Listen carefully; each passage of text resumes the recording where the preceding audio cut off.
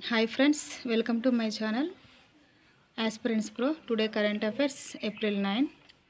తమిళనాడు బిల్లులపై సుప్రీంకోర్టు కీలక తీర్పు. అందులో కొన్ని ఆర్టికల్స్ ఉన్నాయి, ఇప్పుడు చూద్దాం.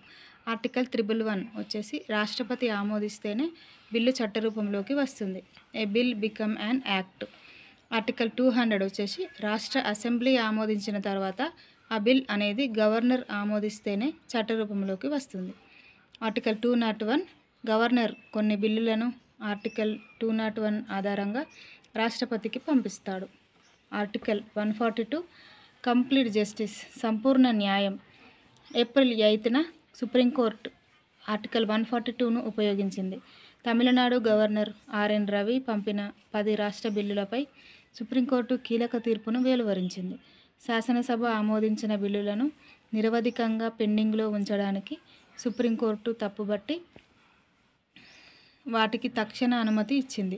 బిల్లులను రాష్ట్రపతికి పంపడం రాజ్యాంగ విరుద్ధం అని పేర్కొంటూ గవర్నర్కు వీటో అధికారం లేదని ధర్మాసనం స్పష్టం చేసింది. ఇందులోని కొన్ని ముఖ్యాంశాలు: బిల్లులను ఆమోదించకపోతే స్వతంత్రంగా తిరస్కరించే అధికారం గవర్నర్కు ఉంది, కానీ పెండింగ్లో ఉంచే అధికారం లేదు. 2020 నుంచి 2023 మధ్య 12 బిల్లులు గవర్నర్కు పంపిన తర్వాత వాటిలో 2 రాష్ట్రపతికి పంపగా ఆ 10 బిల్లులు ఆయన వద్దే నిలిచిపోయాయి. తిరిగి రాష్ట్ర శాసనసభ ఆ 10 బిల్లులను మళ్ళీ ఆమోదించి పంపగా వాటిని సుప్రీంకోర్టు నేరుగా ఆమోదించింది. Justice J B Pardiwala, R Mahadevan ఉన్న ధర్మాసనం తీర్పు వెలువరించింది.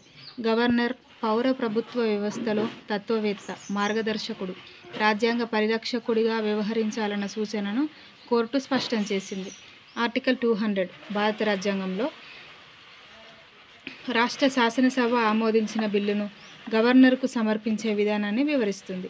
వీటో అధికారం. ఈ వీటో అధికారం గవర్నర్కు ఉంటుంది. గవర్నర్కు పూర్తి తిరస్కరణ, అబ్జల్యూట్ వీటో లేదా రిటర్న్ పంపడం మాత్రమే చట్టబద్ధం. నిరవధిక పెండింగ్ రాజ్యాంగ విరుద్ధం. సుప్రీం కోర్ట్ ఆఫ్ ఇండియా స్థాపన 1950 జనవరి 28. Present CJI Sanjiv Khanna. Governor పాత్ర రాజ్యాంగ పరిరక్షణ, తటస్థత, ప్రజాస్వామ్య వ్యవస్థకు స్ఫూర్తి కలిగించే విధంగా ఉండాలి. తమిళనాడు గవర్నర్ ఆర్ఎన్ రవి 2021 నుండి. తమిళనాడు సీఎం ఎంకే స్టాలిన్ 2021 నుండి. కీలక వడ్డీ రేట్లను తగ్గించిన ఆర్బీఐ రెపో రేటు 6%కి. ఆర్థిక విశ్లేషకుల అంచనాలకు అనుగుణంగా reserve bank of India RBI కీలక వడ్డీ రేట్లను తగ్గించింది. రెపో రేటు 0.25% 25 బేసిస్ పాయింట్లు 6.25 నుండి 6.6%కి తగ్గించారు. ఇది వరుసగా రెండోసారి తగ్గింపు. ఆర్బీఐ గవర్నర్ సంజయ్ మల్హోత్రా బుధవారం ద్రవ్య పరపతి విధాన కమిటీ ఎంపీసీ నిర్ణయాలను ప్రకటించారు. గతంలో కూడా ఫిబ్రవరిలో 0.25% తగ్గింపు జరిగింది. RBI reserve bank of India స్థాపన 1935. ప్రధాన కార్యాలయం ముంబైలో ఉంది. ఆర్బీఐ గవర్నర్ ఎవరంటే సంజయ్ మల్హోత్రా గారు 2024లో బాధ్యత స్వీకారం చేశారు. రెపో రేటు వాణిజ్య బ్యాంకులకు ఆర్బీఐ ఇచ్చే తాత్కాలిక రుణాలపై వసూలు చేసే వడ్డీ rate. Basis point 1 BP 0.01%, 25 BP 0.25%. Monetary policy committee ద్రవ్య పరపతి నిర్ణయాలు తీసుకునే ఆర్బీఐ కమిటీ 6 సభ్యులతో ఏర్పాటై ఉంటుంది. నెక్స్ట్ టాపిక్ వచ్చేసి 2025లో భారత జీడీపీ 5.9%కి తగ్గుదల. నొమూరా నివేదిక ప్రకారం జపాన్కు చెందిన నొమూరా ఇన్వెస్ట్మెంట్ బ్యాంకు 2025లో భారత జీడీపీ వృద్ధి రేటు అంచనాను 6.0% నుండి తగ్గించింది. 2024లో వృద్ధి రేటు 6.7%గా నమోదైంది. నొమూరా హోల్డింగ్స్ స్థాపన 1925. ప్రధాన కార్యాలయం టోక్యో, జపాన్. జీడీపీ ఒక దేశం ఉత్పత్తి చేసే మొత్తం వస్తు సేవల విలువ. Basis point 1 BP 0.01%. Bharat America వ్యూహాత్మక భాగస్వామ్యం, రక్షణ, వాణిజ్యం, సాంకేతిక రంగాల్లో సహకారం. జీడీపీ అంచనా వేసే సంస్థలు RBI, IMF, world bank, ADB. దేశవ్యాప్తంగా 1,00,00,000 బేళ్ల పత్తి సేకరణ. 2024-25 సీజన్లో 2025 మార్చి 31 వరకు cotton corporation of India (CCI) ద్వారా MSCపై 100 లక్షల బేళ్లు పత్తి సేకరించబడింది.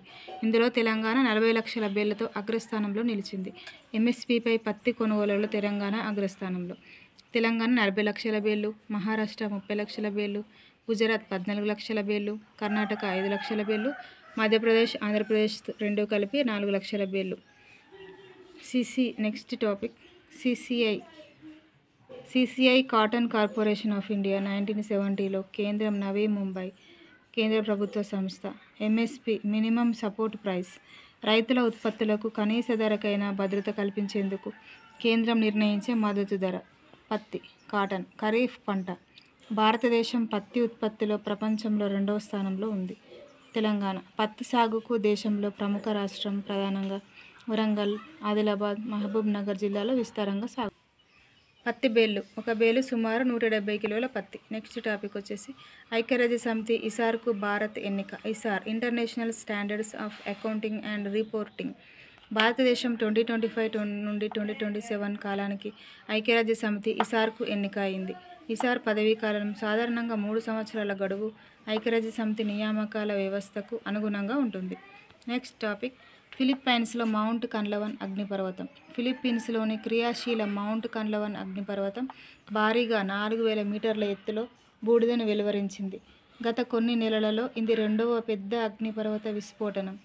ఇది పసిఫిక్ రింగ్ ఆఫ్ ఫైర్లో ఉండే ప్రాంతాల సున్నితత్వాన్ని స్పష్టం చేసింది.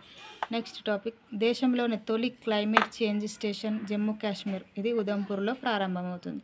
జమ్మూ కాశ్మీర్లోని ఉదంపూర్ జిల్లాలో దేశంలో తొలి వాతావరణ మార్పుల క్లైమేట్ చేంజ్ పరిశోధనను కేంద్ర మంత్రి డాక్టర్ జితేంద్ర సింగ్ ప్రారంభించారు. ఈ కేంద్రం హిమాలయ ప్రాంతాల్లో వాతావరణ అధ్యయనాల కోసం ప్రత్యేకంగా రూపొందించబడింది. ఇది భారతదేశం వాతావరణ శాస్త్రంలో ముందంజ వేసే అవకాశాన్ని అందిస్తుందని ఆయన తెలిపారు. భయంకరమైన తోడేళ్ల పునఃసృష్టి. 12,500 సంవత్సరాల క్రితం భూమిపై తిరగాడిన డైర్ వోల్ఫ్ను అమెరికా శాస్త్రవేత్త జన్యు పరిజ్ఞానంతో జీవం పోశారు. టెక్సాస్కు చెందిన కొలోసస్ బయోసైన్సెస్ సంస్థ ఈ పునఃసృష్టి సాధించింది. రొములస్ రెమూస్ అనే 2 డైర్ వోల్ఫ్లు ఇప్పుడు 6 నెలల వయసు, 4 అడుగుల పొడవు మరియు 36 కిలోల బరువు కలిగి ఉన్నాయి. ఈ డైర్ వోల్ఫ్లు గేమ్ ఆఫ్ థ్రోన్స్లో సిరీస్లో ఎంతో పాపులర్ అయ్యాయి అని ఆ విషయాన్ని ఎలాన్ మస్క్ గారు ఈ వార్తను సోషల్ మీడియాలో పంచుకోవడంతో ఇది వైరల్గా మారింది. బయోమాస్ ఉపగ్రహ మిషన్. ఏప్రిల్ 2025లో ESA ప్రయోగం. ESA European space agency ESA ఆధ్వర్యంలో బయోమాస్ ఉపగ్రహ మిషన్ను 2025లో ఏప్రిల్ చివరిలో ప్రయోగించనున్నారు. ESA లక్ష్యం అంతర్జాతీయ అరణ్యాలను మ్యాప్ చేయడం, వృక్ష కవచం ద్వారా నిల్వ చేయబడిన కార్బన్ మోతాదును అంచనా వేయడం. ఎలక్ట్రానిక్ భాగాల ఉత్పత్తికి 22.919 కోట్ల పథకం. కేంద్ర ప్రభుత్వం తాజాగా ఎలక్ట్రానిక్స్ కంపోనెంట్ మ్యానుఫ్యాక్చరింగ్కు నోటిఫికేషన్ జారీ చేసింది. కేంద్ర మంత్రివర్గం ఈ పథకాన్ని 22,919 కోట్ల నిధులతో ఆమోదించింది.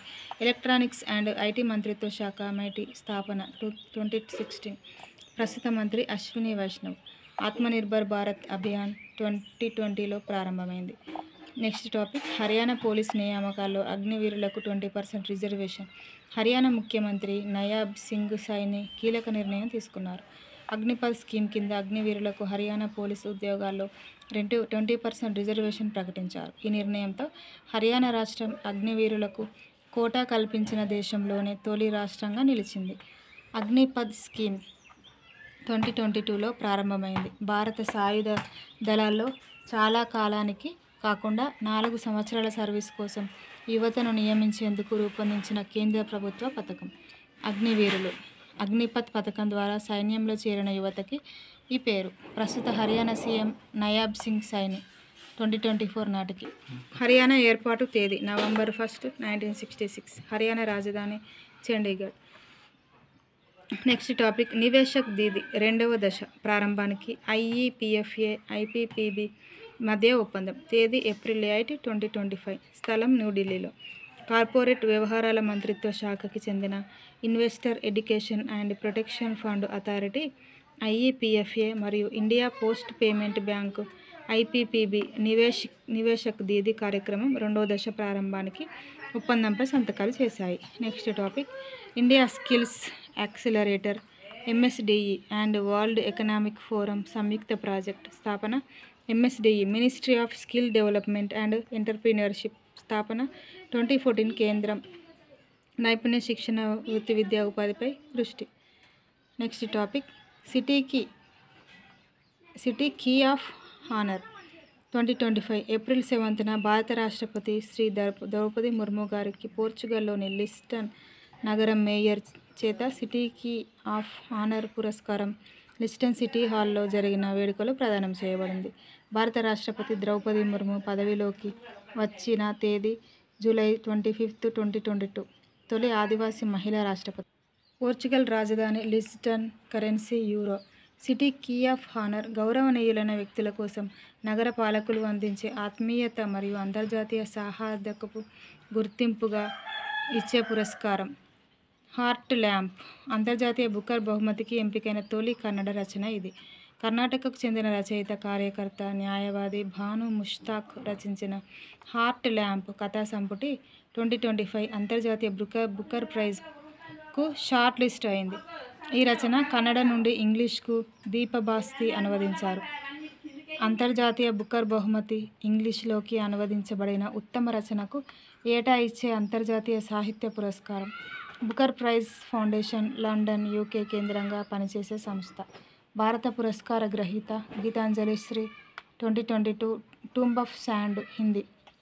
కన్నడ భాష భారత 2022 22వ షెడ్యూల్ భాషల్లో ఒకటి. ప్రధానంగా కర్ణాటకలో మాట్లాడబడుతుంది ఈ భాష. ఏపీలో ఇకపై ఒకే గ్రామీణ వికాస్ బ్యాంకు ఆర్ఆర్బీల విలీనానికి కేంద్రం ఆమోదం. ఆర్ఆర్బీ అంటే రీజనల్ రూరల్ బ్యాంక్. ఆర్ఆర్బీ స్థాపన 1975. NABARD national bank for agriculture and development స్థాపన 1982. ప్రధాన కార్యాలయం ముంబై.